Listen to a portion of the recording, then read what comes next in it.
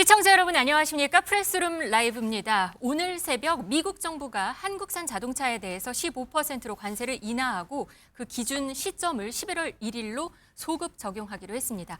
한미 관세 협상 이후에 그 움직임들이 하나씩 나타나고 있습니다. 오늘 경제 라이브는 허준영 서강대 경제학부 교수, 황용식 세종대 경영학부 교수와 함께합니다. 어서 오세요. 안녕하세요. 네, 한미 관세 합의에 따라서 지금 한국이 미국에 투자하기로 한 금액이 3,500억 달러가 있습니다. 이 중에 조선업을 제외하고 2,000억 달러에 대해서 우선 미국의 원전을 짓는 데 사용한다고 합니다. 미국 러트닉 상무장관의 목소리 들어보시겠습니다. Japan and Korea, they offer us $750 billion in cash to build in America at the president's direction. And we're going to start as an example. Nuclear, right? We need to have a nuclear arsenal in America of power, the generation of power. So we're going to build hundreds of billions of dollars financed by the Japanese and the Koreans, meaning they give us the money, we build it here, and we split the cash flow 50-50. 네, 우리나라랑 일본이 투자하기로 한 금액을 미국 원전에 투자한다고 했네요.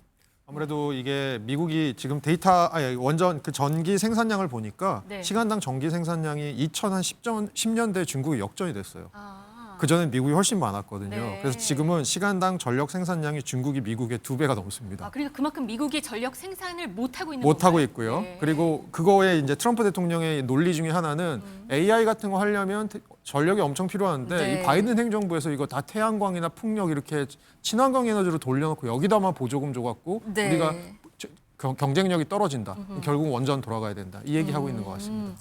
근데 50대 50으로 뭐 수익금은 배분한다고 그런 얘기를 또 하긴 그거는 하네요. 이제 일본도 그렇고 우리도 그렇고 미국에 투자한 금액에 대해서 그 투자 금액을 미국이 전액 상환하기 전까지는 50대 50으로 나누고 네. 그 다음부터는 9대 1로 나누는 구조로 간다. 뭐 이렇게 다시 가는 거죠. 한번 얘기를 한 네, 셈인 거네요. 네, 맞습니다.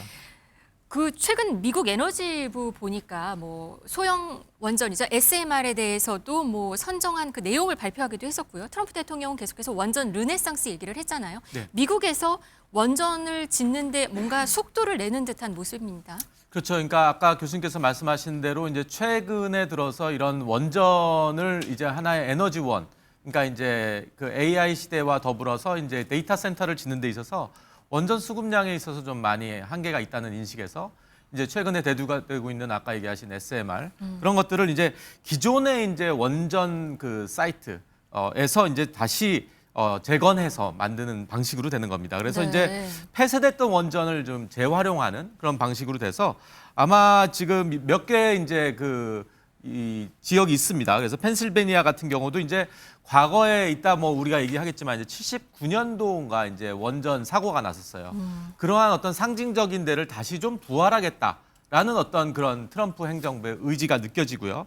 그 다음에 아이오와주에도 이제 하나 이제 생긴데 이제 재미있는 게 여기에 이제 빅테크 기업들이 껴 있어요. 그래서 이제 네. 이런 구글이라든지 또 마이크로소프트라든지 결국엔 이제 아까 얘기 드렸던 이제 데이터 센터의 어떤 원전이 결국에는 필수적으로 요구가 되는 그런 부분이 아닌가 생각이 듭니다. 지금 폐쇄됐던 미국 원전 잠깐 보셨는데요. 미국이 사실 수십 년간 원전을 짓지 않았더라고요. 이게 과거 사고 때문이라면서요. 뭐 이 사고가 1979년에 펜실베니아주에 3월에 네. 있었는데요. 그러니까 원전의 제일 코어가 되는 부분이 노심이라고 하는데 여기가 녹았습니다. 네. 다행히 그 러시아 옛날 소련에서 있어서는 체르노빌처럼 원전이 폭발해서 주변으로 피폭이 된 건 아닌데 노심이 녹아서 원전 2기 중에 1호기를 아예 폐쇄를 해버렸어요. 그리고 2호기를 폐쇄하고 1호기만 네. 지금 쓰다가 1호기도 경제성이 없다고 해서 2019년부터는 그냥 문을 닫았습니다. 그랬네요. 근데 네. 최근 들어서 데이터 센터 전력 수요가 드니까 마이크로소프트랑 단독 계약을 맺고 우리가 너네한테만 전력을 공급할게 하라고 해서 여기 2027년부터 다시 돌리기로 했거든요.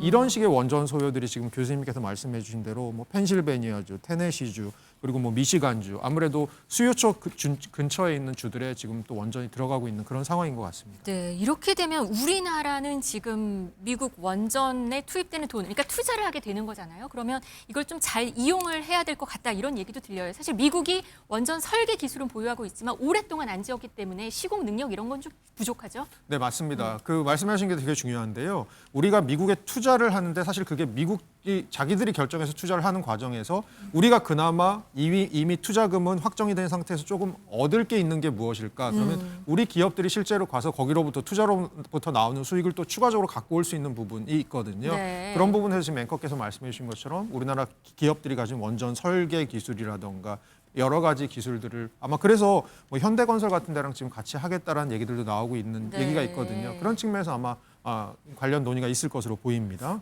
우리나라 기업한테 어떻게 좀 잘 이익을 볼 수 있도록 좀 짜야 되겠죠? 그렇죠. 그러니까 이제 우리나라의 이제 뭐 원전의 이제 여러 가지 핵심 기술이라든지 그런 것들은 이제 주도권이 우리한테 많이 와 있습니다. 그래서 과거에 이제 그 웨스팅하우스하고의 어떤 법적 분쟁 문제도 네. 결국에는 어떤 주도권 싸움이었거든요. 그래서 어떤 기술 이전이나 그런 것들이 너무 이제 패권이 우리 쪽으로 와 있다 보니까 좀 속된 말로 이제 우리 발목을 좀 잡는 그런 상황이었기 때문에 그만큼 미국이 이제 우리 원전 기술에 대해서 인정을 하고 또 인식을 하고 있고 그렇기 때문에 우리의 기업들의 어떤 진출 가능성이 매우 높아지고 있습니다. 네, 이렇게 미국의 이런 움직임 속에 트럼프 대통령은 또 관세 정책의 성과를 본인의 자랑으로 말을 하기도 했습니다. 한번 들어보시겠습니다.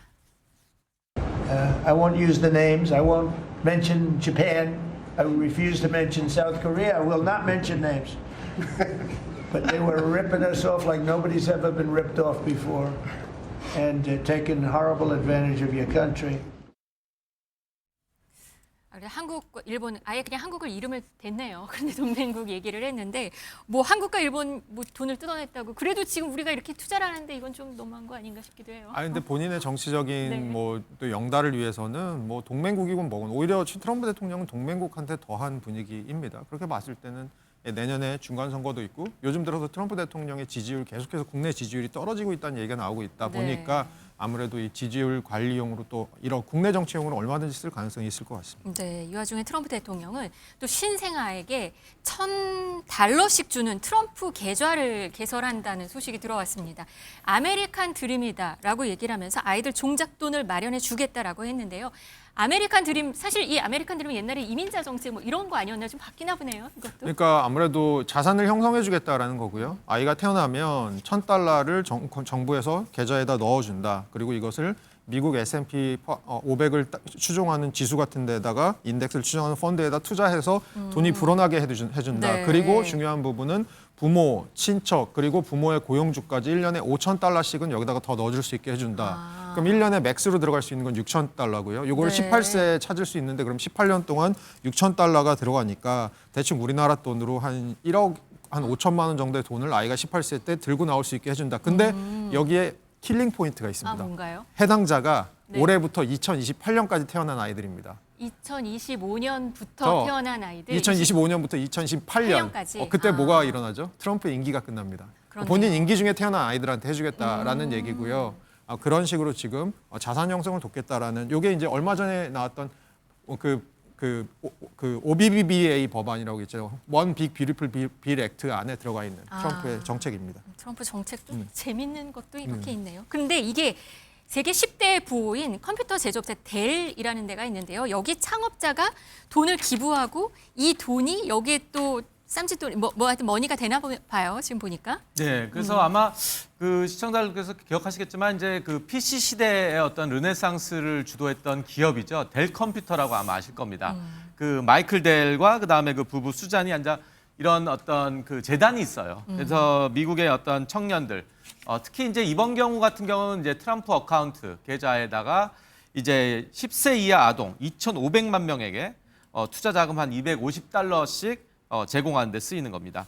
그렇기 때문에 이제 한 우리 돈으로 한 9조 한 2천억 원 정도를 기부한 셈이거든요. 네. 그래서 이제 델 부부는 이날 이제 성명에서 교육, 의료, 금융 안정 프로그램을 통해 가지고 자라나는 어떤 미국의 아메리칸 드림을 안고 살 수 있는 이 젊은 세대들에게 지원하겠다. 그래서 아까 말씀하셨던 그 이 프로그램에 이제 일부 지원이 되는 그런 방식으로 될 것 같습니다. 9조 원이나 돈을 기부를 하네요.